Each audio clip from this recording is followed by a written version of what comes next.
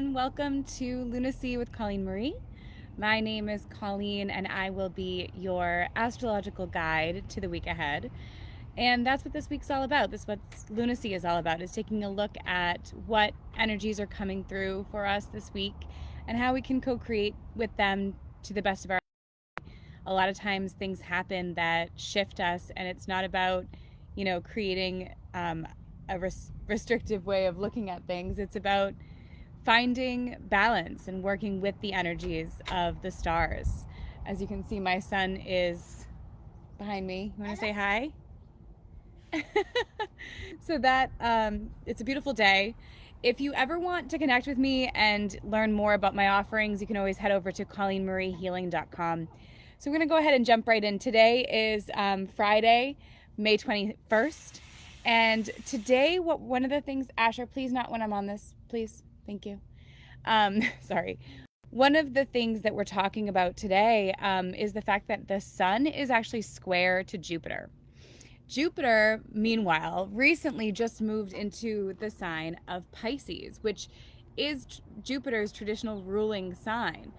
And it really is a time of spiritual expansion. And, when we see the sun in a square aspect to Jupiter, we can expect there to be some, a little bit of a conflict there. That's what the square aspect tends to do. So what we might expect is maybe taking on more than you can handle.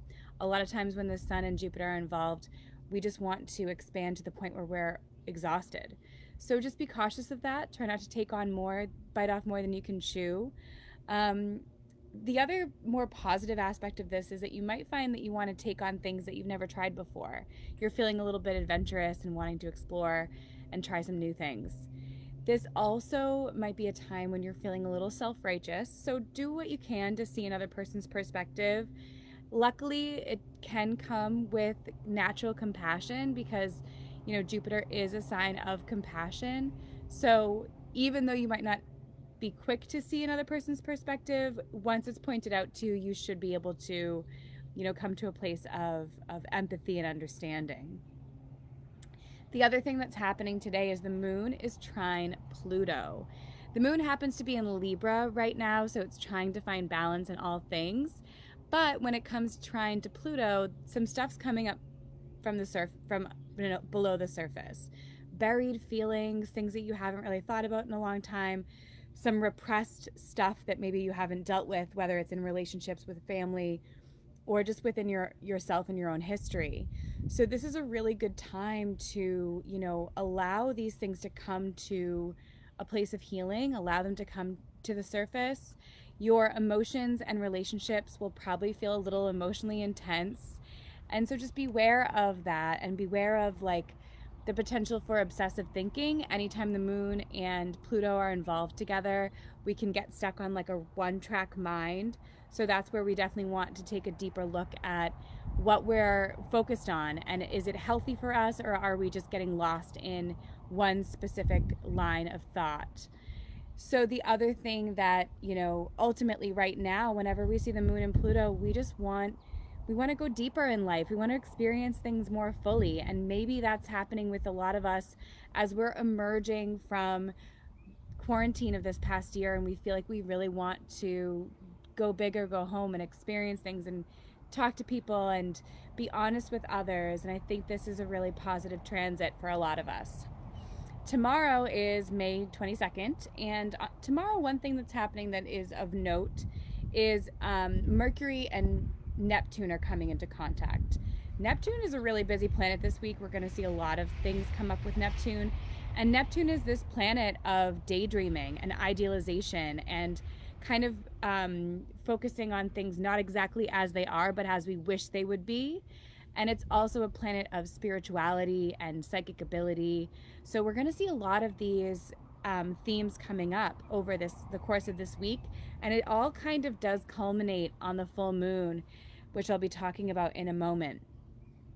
In the meantime, though, we have this tendency whenever Mercury and Neptune are in a square that we might struggle with communication, and there might be some misunderstandings with others.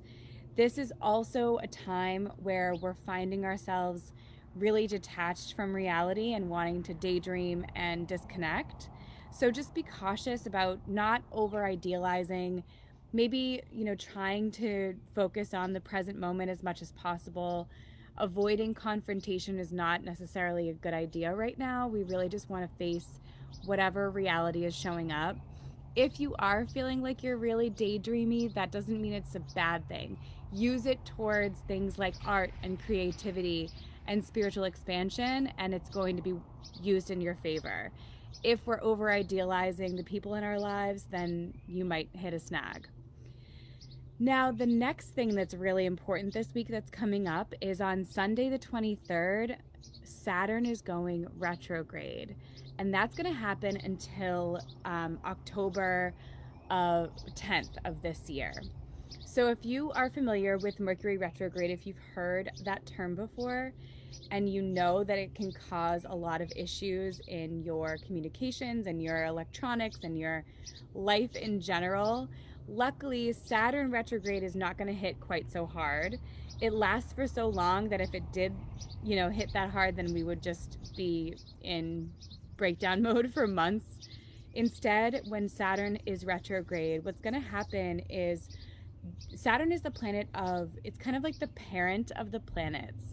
It wants us to be more responsible. It wants us to focus more on our long-term, tangible, realistic goals. It wants us to stay grounded and learn the lessons we need to learn to be the best versions of ourselves. So Saturn is going to be in retrograde saying, figure it out for yourself now. Whenever something goes retrograde, it becomes a little bit more internally focused. So we're going to be really focused on self-guidance and wanting to create a reality for ourselves that is in alignment and is not something that's dictated to us from the outside in, but is really coming from within. It's coming from the inside out.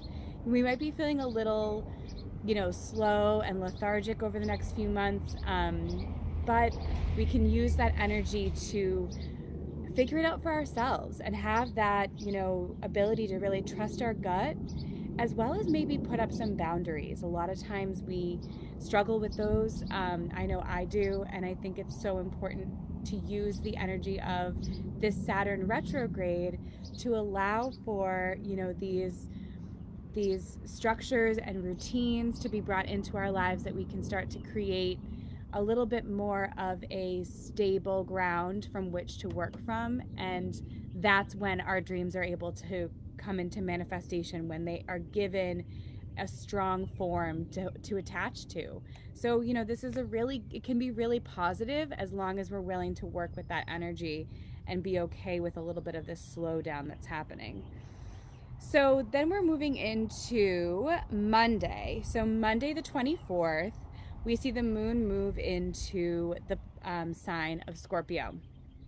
Now, Scorpio is ruled by the planet of Pluto. We talked about that a minute ago.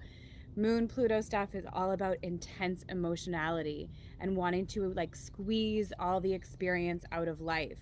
We're also seeing that on Monday, the moon is opposite Uranus, and Uranus is the planet of complete impulsivity and freedom and unexpected things happening. We've had Uranus and the sun together in the sky the past week or two. So if you've been feeling a little unsettled, that would explain it. And now it's hitting our emotional side, our moon side. So we might be feeling emotionally impulsive, or we might be feeling like we're looking for excitement in our lives. We're looking to shake things up. So if Monday comes along and you're finding yourself kind of seeking for something from the outside to make life feel a little bit more exciting, that's where that's coming from. And remember that this is a day that we're going to want to feel as free as possible. So please be cautious when others try to restrict you. Try to work with that energy and not to get too angry with them when they do, because you're not going to want to be restricted in any way on Monday. I love being outside right now. It is really hot. The dogs are clearly very, very, very hot dogs. And my son is spraying himself over the head with a hose. So gotta love it. All right, so let's finish out this week. Tuesday, Oh, hey, Leslie. Yeah, unsettled is an understatement. Yeah, it's been a crazy couple of weeks. So Tuesday, we've got a lot of action happening, especially with the planet of Neptune, as we mentioned, as well as Venus coming into the mix. So the moon is again trine Neptune. So now we're seeing this depth of emotionality around, again, these fantasies and daydreams and kind of wanting to disconnect from day to day reality, which can be really positive with art and creativity and an ability to really help and serve others and connect with sympathy and compassion. Mondays or Tuesday is also a great time to connect with our psychic ability, and that's going to be really on high, in a higher octave on Monday when we see the moon come into a trine with Neptune. And the moon is also coming into a sextile with Pluto. So again, we're seeing this moon Pluto energy. And this is really a time to bring things up to the surface that can be healed. So expect some of this buried stuff to come up and to know that you can work with it in a positive way for all involved. Because on top of that, we also have Mercury and Venus together. Now, this means that communicating with your loved ones is going to be really, really positive on Monday. So this is going to be a great time to really learn to understand each other, be able to speak both of your pieces so that you can share that mutually. Monday is just a really positive day for all things relationship. Even though it might bring up some deeper stuff, it's going to bring it up so it can be cleared. So that is so positive. The other thing is that on Monday we have Venus and Neptune coming into a square. So you might be feeling this like romantic imagination type thing going on. Again, daydreaming. This might be a time where, others will actually kind of disappoint you. So just be cautious. Like, yes, you can talk with them and share your feelings, but try not to hold them to an unrealistic standard. And, try to catch yourself when you get into that fantasy world of expecting them to hit that perfection and be on a pedestal. So then on Wednesday, the 26th, we have a full moon eclipse in Sagittarius. It is a full blood moon. There's so much intensity with this full moon. This lunar cycle began with a new moon in Taurus, which really speaks to a more groundedness, that fixed earthiness that Taurus is known for. And then it goes to its culmination in one of the most, changeable, fiery signs, which is, of course, Sagittarius. So all of this energy that we've been talking about Pluto and Neptune and these major, outer planets that are really helping us to up-level our consciousness, and they're coming into contact with our personal planets like the moon and Venus and Mercury. So what this is all kind of culminating to on Wednesday's full moon on the 26th is kind of this desire to really reassess our spirituality. You might be feeling this intense desire to search for truth and to figure out what is real for you and what you really truly want in this lifetime, and where your values lie, where your philosophies lie. What do you believe in, and what do you want to study? What do you want to learn more about this year? You might be feeling like you really want to, be generous and free-spirited. There's going to be a time for travel or just a desire to kind of get out of your bubble with this full moon. And just also be cautious about how you indulge or push limits, because anytime we see a full moon, we expect a little bit of that, but especially in the sign of Sagittarius. And then the other thing that's going to happen, of course, is the fact that it's an eclipse. Eclipses are major turning points in our lives.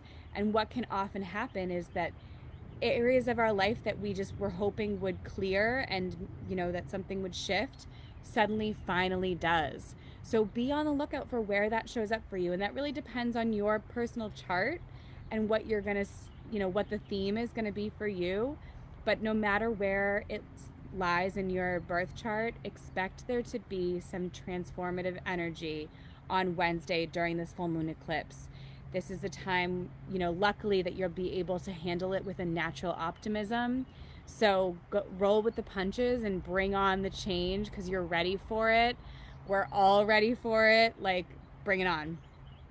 So finally, on Thursday, the 27th, we've been talking about Mercury and Venus and Neptune and Pluto.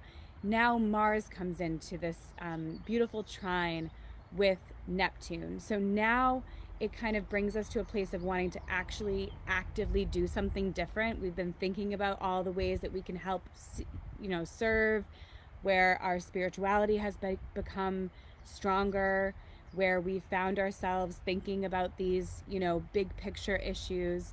On Thursday, we're going to actually want to put boots on the ground and make some changes in our lives to really help others as well as help ourselves become those spiritual beings that we know we are. So I hope that you all are able to co-create with that beautiful, beautiful energy. If you have questions, shoot me a message. Excuse me. And I hope you have a blessed week and enjoy that full moon eclipse. Bye.